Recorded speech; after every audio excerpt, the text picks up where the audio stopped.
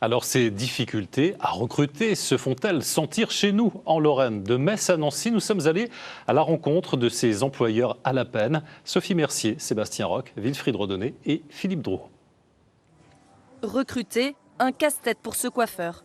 Obligé de composer avec une équipe en sous-effectif. Depuis l'ouverture du salon il y a un an, seuls 2 apprentis ont déposé leur CV. Des candidatures sous condition.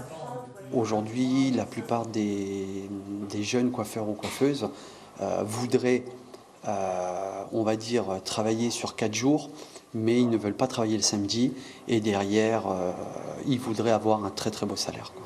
Même problème dans ce restaurant, impossible de trouver un cuisinier pour la saison d'hiver. Des difficultés récurrentes en restauration, mais depuis 2 ans, la situation s'est fortement dégradée. Il y a le phénomène Covid qui est quand même... peut-être que des gens se sont dit on peut rester à la maison à rien faire. Problématique d'horaire quand même, on travaille en coupure, midi, soir.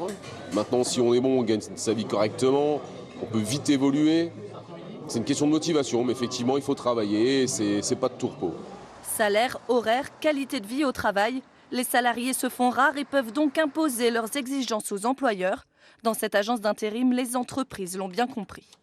Des sociétés jouent le jeu maintenant, changent leurs équipes en fonction du lieu d'habitation du demandeur d'emploi, de l'intérimaire, pour qu'on vienne le chercher en bas de chez lui. Des efforts qui ne suffisent pas. Ici, un poste sur 2 reste vacant, majoritairement dans le BTP et l'industrie. Des salariés qui n'hésitent pas aussi à démissionner. Il y a des gens qui partent, voilà, qui abandonnent, qui sont en abandon de poste. Donc au moment de la pause, on ne les revoit plus.